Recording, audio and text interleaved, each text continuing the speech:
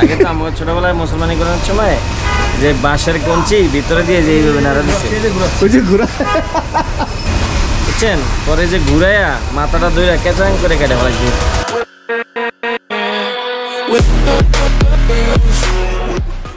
গতকালের ভিডিও যারা দেখছেন তারা তো অবশ্যই জানেন যে আমি গতকাল মোটো বাজার থেকে মানে ইরফান বাবু ভাইয়ের শপ থেকে এই গ্রিপগুলা নিয়ে আসি। অ্যান্ড এই গ্রিপগুলা অবশ্যই third party grip. And third party গ্রিপের কিছু সুবিধা কিছু অসুবিধা তো থাকবেই, কিন্তু তার আগে হচ্ছে এই গ্রিপগুলা যার কাছ থেকেই লাগাবেন অবশ্যই কোনো দক্ষ হাতে থেকে লাগাবেন। কারণ এর আগে আমি একটা ভুল করছিলাম, অদক্ষ বলবো বা যাই বলবো, একটু মিস্টেক হওয়ার কারণে এই গ্রিপ লাগানোর কারণে আমার RTR 4V যেটা প্রবলেম হইতো, দেখা যেত যে আমি যখন থ্রটল করে ছেড়ে দিতাম তারপরে থ্রটলটা টাইট হয়ে লেগে থাকতো, আস্তে আস্তে যাইতো। অ্যান্ড অনেক সময় এটা কি হয়, আপনি যখন ছেড়ে দিবেন আপনি তো ভাববেন যে আপনার বাইকের স্পিডটা কমে যাবে, কিন্তু স্পিডটা যখন ধরে রাখবে তখন অনেক সময় আমরা হাত ছেড়ে দিই বাইকের। আমার এই অভ্যাসটা খুব বেশি আছে, তো তখন পেছন দিক দিয়ে পড়ে যাওয়ার একটা পসিবিলিটি থাকে।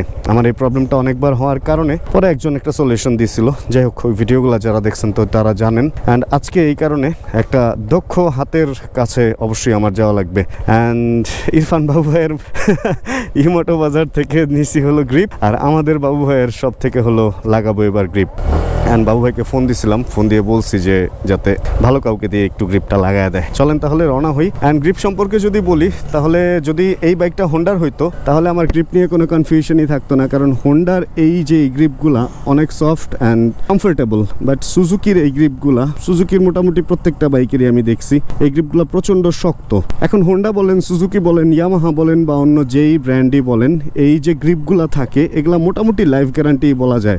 একটা বাইক যতদিন চালাবেন দেখা যাবে যে এই গ্রিপগুলো নষ্ট হয় না। কিন্তু এই থার্ড পার্টি গ্রিপগুলো, সেটা যেই ব্র্যান্ডেরই হোক, এইটা একটা সার্টেন টাইম পর্যন্ত আপনাকে খুব ভালো সার্ভিস দিবে, এটা সত্যি, কিন্তু এইটা তারপরে নষ্ট হয়ে যাবে।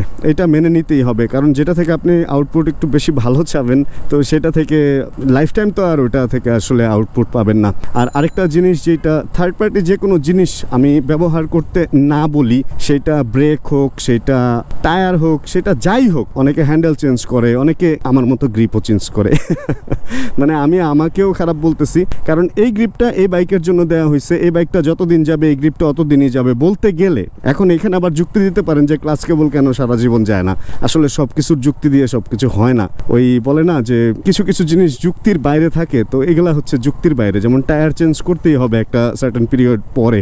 তো যাই হোক, গ্রিপের ব্যাপারে যেটা বলতেছিলাম, আমি সবসময় একটা কথা বলি, আজকেও একটু ছোট করে বলি, সেটা হলো কোনো কিছু থেকে যদি স্পেশাল কোনো পারফরমেন্স আপনি চান তাহলে ওইটা আপনার করতে হবে মডিফাই। আর একটা বাইকের সাথে বিল্ট ইন যে জিনিসগুলো আসে ওইটা হলো একদম মানে স্টক আর কি, ওইটা থেকে ওই পারফরমেন্সটাই দরকার বাইকের, এই জন্যই দেওয়া হয়েছে। এখন আমি অনেক সময়ই দেখা যায় যে গ্লাভস ছাড়া বাইক চালাই, অনেক সময়, যেমন এখনও চালাইতেছি। এতে করে কি হয় যে এই জায়গাগুলো দেখেন এখনই শক্ত হয়ে আছে। তো আমার যদি গ্রিপটা একটু নরম হয় তাহলে এই প্রবলেমটা থেকে আসলে রক্ষা পাওয়া যায়। দেখা যায় আমার দোকানে যাইতে হলে অনেক সময় বাইক লাগে, বাজারে যাইতে হলেও বাইক লাগে। তো গ্লাভস পরে যদি বাজারে যাই, এক হলো টাকা পয়সা দেওয়ার জন্য আবার গ্লাভস খোলা লাগে। এরকম ছোটোখাটো কিছু কাজ আছে যেগুলোর জন্য আসলে গ্লাভস ছাড়া আমার বাইক চালাইতে হয়। তো এই জন্য আমার গ্রিপটা মডিফাই করা এটা জরুরি হয়ে দাঁড়াইছে। এই জন্যই কালকে কিনে নিয়ে আসছি। এখন আমি জানি না এই গ্রিপটা এটার মধ্যে কতটুকু ভালো মতো সেটিং হবে। RTR এর এক্সপিরিয়েন্স হ্যাঁ পরে ভালো ছিল, বাট প্রথমে ভালো ছিল না। অ্যান্ড এটাই আজকে গিয়ে দেখি এক্সপিরিয়েন্স কি হয়। এখন আমি যতটুকু জানি সুজুকির এই গ্রিপগুলো একদম খুব ভালো মতো গাম করে লাগানো থাকে, মানে এটা কেটেই বের করতে হয় বা এটা ছিঁড়েই যায়। এখন RTR 4V-তে যখন লাগাইছিলাম তখন এটা সুন্দর বের হয়ে আসছিল আগেরটা, মানে আমি চাইলে আবার আগেরটা ব্যবহার করতে পারতাম, বাট এটাই মনে হয় ছিঁড়েই বের করতে হবে। ওটাও কোনো বড় প্রবলেম না, কারণ আমি যদি পরবর্তীতে চাই যে আবার স্টকগুলা ব্যবহার করব, স্টক গ্রিপের দাম খুব বেশি না, খুবই সামান্য, থার্ড পার্টি গ্রিপের চেয়েও মনে হয় কম। তো সেই ক্ষেত্রে এগুলা কিনে লাগাই নেওয়া যাবে, এটা কোনো বড় সমস্যা না। যাই হোক, আজকে একটু আগে বের হয়েছি। এখন সময় হলো 3:36। নর্মালি আমি 4টার পরে বের হই প্রত্যেক দিন। অ্যান্ড ওরে ওয়াও, ওরা তো সুন্দর সেলফি তুলতেছে বৈশা। যাই হোক, আগে এক সময় ছেলে আর মেয়ে বৈশা এই সমস্ত চিপা চাপায় প্রেম করতে, এখন বান্ধবীরা বন্ধুরা বৈশা আড্ডা দেয়, ভালোই লাগে দেখতে। ওকে, যেটা বলতেছিলাম, আজকে একটু আগে আগে বেরোইছি, রোদের তাপটা প্রখর। আমার এর মধ্যে কিনতে হবে স্লিপ। এই স্লিপগুলো আপনারাও ব্যবহার করেন যারা চান না যে হাত কালো হোক। এখন ভালো কোনো সুন্দর দেখতে স্লিপ যদি পাই, দেখি আজকে স্লিপ কিনতে হবে। আর আরেকটা জিনিস আজকে কিনতে হবে, সেটা হলো বাইকের জন্য একটা মাইক্রো ফাইবার বা যাই বলে ওই কাপড়গুলা। কারণ ভাই 2, 3, 4, 5 লাখ টাকা দিয়ে বাইক কিনতে পারতেছি, কিন্তু এইটা আমরা এমন, বিশেষ করে গামছা দিয়ে কখনো মুইছেন না, কারণ গামছার ওই সুতি কাপড়ের মধ্যে প্রচুর ধুলাবালি আটকায় থাকে অ্যান্ড ওইটা আপনার বাইকে স্ক্র্যাচ ফেলানোর জন্য যথেষ্ট। অ্যান্ড এই বাইকটা নতুন নেওয়া হয়েছে, এটার প্রতি একটু যত্ন করি, একটু সহৃদয়বান হই। তো যেটা আমি করব সেটা হলো এটার জন্য একটা মাইক্রো ফাইবার ওই ইগুলা কিনবো, টাওয়ালের মতো যে থাকে, যেই সাইজটাই দেখি দোকানে কোনগুলা পাওয়া যায়, ওটার মধ্যে থেকে ভালো একটা এটার জন্য কিনে, আর এটার জন্য এটা ক্যারি করার জন্য একটা ভালো জায়গা আছে এটার সিটের নিচে, তো দেখা যাবে ওইখানে রেখে দিতে পারবো। অথবা আমি অলওয়েজ এই যে এখন যেমন একটা ব্যাগ ক্যারি করতেছি, তো অলওয়েজ এরকম একটা ব্যাগ আমার সাথে থাকে, এটার মধ্যে ওইটা রাখা যাবে, তাহলে দেখা যাবে যে ধুলাবালিটা মানে একটু পরিষ্কার পরিচ্ছন্ন রাখা যাবে। যাক, ইদানিং একটু অন্য দিক দিয়ে রাস্তা পারাপার হই। আগে জসিমউদ্দিন রোডেরও আগে দিয়ে রাস্তা পারাপার হইতাম, ইদানিং আমার রাস্তা পারাপার বেশি হওয়া হইতেছে এদিক দিয়ে। অ্যান্ড এদিকে একটু জ্যাম ট্যামও কম থাকে, এই রোডটা ইদানিং আমার পছন্দের রোড হয়ে গেছে। চলেন দেখি এবার বাবু ভাইয়ের কাছে যাই, অ্যান্ড বাবু ভাইয়ের কিছু মিথ্যা বাণী মিথ্যা কথার রাজা বাবু ভাই, ওনার কিছু মিথ্যা কথা শুনে আসি। যাই হোক, এই ব্যাপারটা সিরিয়াসলি নিয়েন না, বাবু ভাই অনেক ভালো একটা মানুষ, সে অনেক দুষ্টামি করে, অনেক যাই করে, বাট মানে ভেতর থেকে সে, আমি এরকম ভালো মানুষ বলে না যে মানে আসলে ফেরেস্তার সাথে কাউকে তুলনা দেওয়া উচিত না, বাট বাবু ভাই মানে এত ভালো মানুষ যে ওনার কথা বলতে গেলে মনে হয় যে মানুষের সাথে তুলনা দিলে কম হয়ে যাবে, এরকম লাগে। যাই হোক, যদি কোনো ভুল হয়ে থাকে মাফ করবেন এই ব্যাপারে। বাবু ভাই, আমার ক্যামেরা যে বড় হয়ে গেছে আপনি দেখছেন? ক্যামেরা হঠাৎ বড় হয়ে গেল কেন? ক্যামেরা কভার লাগাইছি ভাই। ও আচ্ছা, হ্যাঁ হ্যাঁ, মাস্ক মাস্ক শুরু হয়েছে। দেখো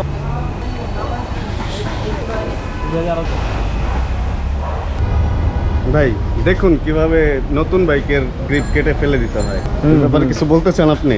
না, এটাই বলতে চাই আর কি, ওইটাই করে। আপনি যেটা আর কি মনে করতেছেন আমি ওইটাই ভাবতেছি। আমি তো মনে মনে একটা গালি মনে করছি ভাই। আমি ওইটাই ভাবতেছি। আচ্ছা, ঘুরে আসেন। যে মুসলমানি করাইতো, আগের দিন যে মুসলমানি করাইতো ওইরকম ঘুরান দিলে হয় না ভাই? আগে তো আমার ছোটবেলায় মুসলমানি করানোর সময় যে বাঁশের কঞ্চি ভিতরে দিয়ে যে এইভাবে নাড়া দিচ্ছে, ওই যে ঘুরা, এই যে এইভাবে ঘুরে পরে কেচাং করে কেটে দিচ্ছে। আর এটা কেজিং করে কাটবো না, এটা কেজিং করে টান দিলে চলে যাবে, বুঝছেন? পরে যে ঘুরাইয়া মাথাটা ধরে কেচাং করে কেটে ফেলাই দিয়ে। দেখ, এক সাইডেরটা আমরা বাঁচাইতে পারছি, কিন্তু আরেক সাইডেরটা ওই যে যে গালি মনে আসছিল, এক সাইডে হত্যা করা হয়েছে। ঠিক থাকে থাইল্যান্ডে।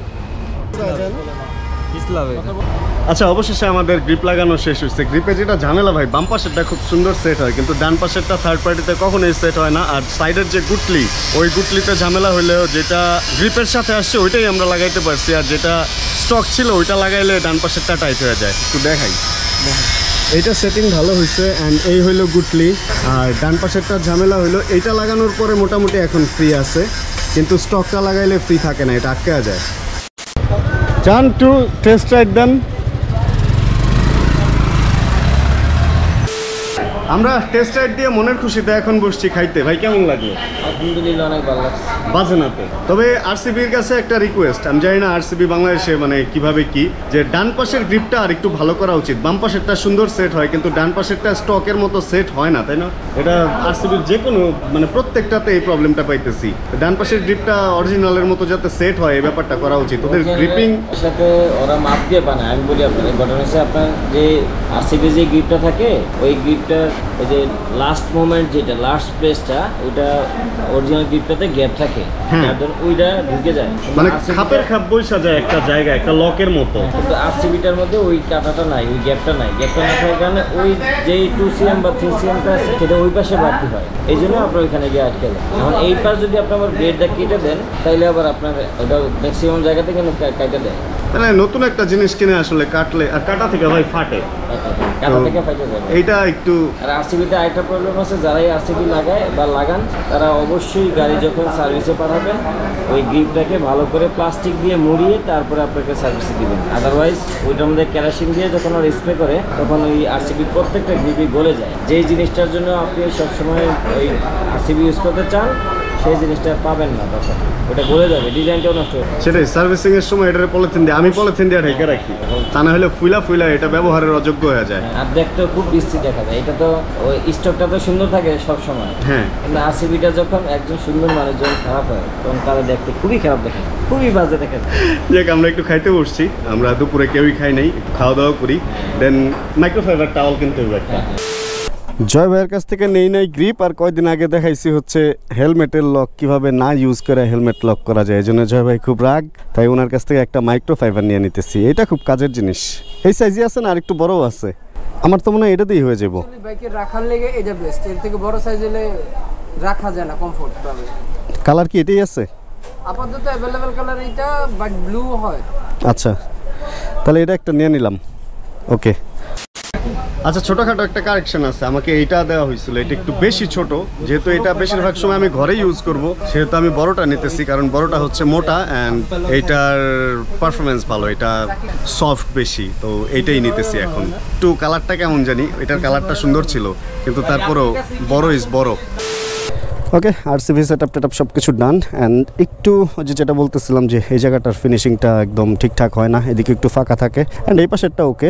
তো এই ব্যাপার স্যাপার সব কিছু শেষ, কাজ টাজ, অ্যান্ড চলে আসছে অনি ভাইয়ান আর যে শান্ত। আপনারা দুজন কি এক বাইকে আসছেন আজকে? ও ওয়াও, অ্যান্ড ওই যে সালমান খান উপরে। ভাই সবাই এইভাবে হাত দেখান, ঈদ মুবারক বলে দেন।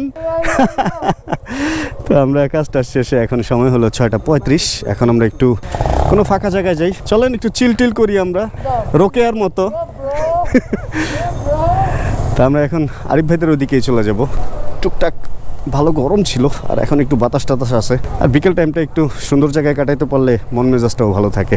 চলেন তাহলে ওদিক চলে যাই। টাইম হলো 7:43, আর আমরা যে জায়গায় দাঁড়াইছি এখানে এমন অন্ধকার যে এখানে এই একটা মসজিদের আলো ছাড়া আর কোনো ওয়ে নাই।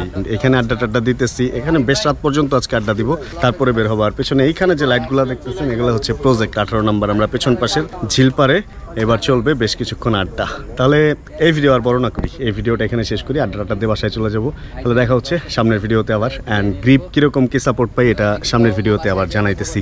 তাহলে যদি ভিডিও ভালো লাগে একটা লাইক, অ্যান্ড যদি চ্যানেলে নতুন হন সাবস্ক্রাইব করে হয়ে যাবেন আমাদের ফ্যামিলি মেম্বার। দেখা হচ্ছে তাহলে এরকম ভিডিও নিয়ে সামনে আবার, আর যতক্ষণ পরবর্তী ভিডিও নিয়ে আমি আসতেছি ততক্ষণ ইনশাআল্লাহ আমরা থাকবো ভালো, আমরা থাকবো সুস্থ এবং করতে থাকবো। Check the mic and make sure it sound right, boys.